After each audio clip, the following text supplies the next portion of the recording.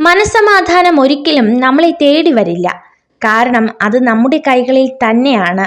മനസ്സമാധാനം നേടണമെങ്കിൽ ആരെയും അമിതമായി സ്നേഹിക്കാനോ വിശ്വസിക്കാനോ പാടില്ല.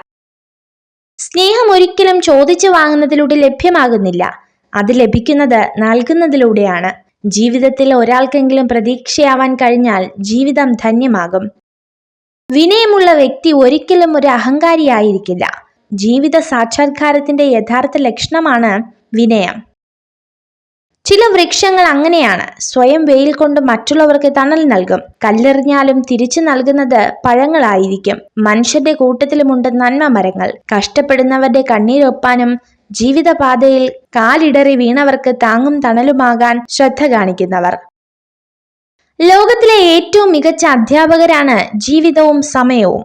ജീവിതം സമയം നന്നായി ഉപയോഗിക്കാൻ നമ്മെ പഠിപ്പിക്കുന്നു. സമയം നമ്മെ ജീവിതത്തിന്റെ മൂല്യം പഠിപ്പിക്കുന്നു. തെറ്റുകൾ നിങ്ങളുടെ അനുഭവങ്ങൾ വർദ്ധിപ്പിക്കുന്നു. അനുഭവങ്ങൾ നിങ്ങളുടെ തെറ്റുകൾ കുറയ്ക്കുന്നു. നിങ്ങൾ നിങ്ങളുടെ തെറ്റുകളിൽ നിന്നും പഠിക്കുമ്പോൾ മറ്റുള്ളവർ നിങ്ങളുടെ വിജയത്തിൽ നിന്നും പഠിക്കാൻ തുടങ്ങും.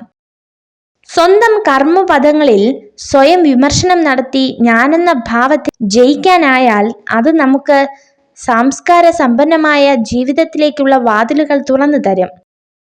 ലക്ഷ്യമില്ലാതെ തൊടുത്തുന്ന അമ്പു പോലെയാണ് ചിന്തിക്കാതെ പറയുന്ന വാക്കുകൾ. ആയുധം കൊണ്ട് മുറിഞ്ഞത് ശരീരമാണെങ്കിൽ വാക്കുകൾ കൊണ്ട് കീറി മുറിയുന്നത് മനസ്സായിരിക്കും. ചില ബന്ധങ്ങൾ ചെറിയ ചെടികളെ പോലെയാണ്.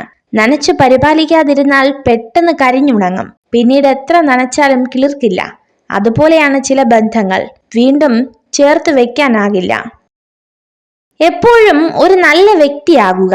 അത് മറ്റുള്ളവരെ ധരിപ്പിക്കേണ്ടതില്ല. മനസ്സിൽ നന്മയുള്ളവർ അത് തിരിച്ചറിയും. മറ്റുള്ളവരെ ബോധ്യപ്പെടുത്താൻ ശ്രമിക്കുമ്പോൾ ജീവിതം അഭിനയമായി തീരും. ലക്ഷ്യങ്ങൾ സംസാരിക്കാനുള്ളതല്ല, പരിശ്രമിച്ചു നേടിയെടുക്കാനുള്ളതാണ്. പ്രശ്നങ്ങൾ തരണം ചെയ്ത് നേടുന്ന വിജയമാണ് സ്ഥിരത കൈവരിക്കുന്നത്. വിജയത്തിന്റെ പാത പൂക്കൾ വിരിച്ചതല്ല, മുള്ളുകൾ നിറഞ്ഞതാണ്. തേനീച്ചയുടെ കുത്തേൽക്കാതെ തേനെടുക്കാനാകാത്തതുപോലെ പ്രയാസങ്ങളെ മറികടക്കാതെ ലക്ഷ്യത്തിലെത്താനാവില്ല. വിജയവും പരാജയവും ജീവിതത്തിലെ രണ്ടവസ്ഥകൾ മാത്രമാണ്. വിജയത്തിൽ അമിതമായി ആഹ്ലാദിക്കുകയോ പരാജയത്തിൽ അമിതമായി നിരാശരാവുകയോ ചെയ്യേണ്ടതില്ല.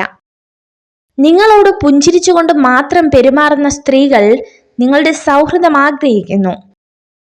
നമ്മുടെ ഓരോരുത്തരുടെയും ജീവിതം വളരുന്നതും താഴ്ന്നു പോകുന്നതും നമ്മുടെ ധൈര്യവും ആത്മവിശ്വാസവും എത്രത്തോളം ഉണ്ടോ അതനുസരിച്ചാണ്. നിങ്ങൾ ഈ വീഡിയോ കണ്ടതിന് നന്ദി. ഇതുപോലുള്ള കൂടുതൽ വീഡിയോകൾക്കായി ചാനൽ സബ്സ്ക്രൈബ് ചെയ്യൂ.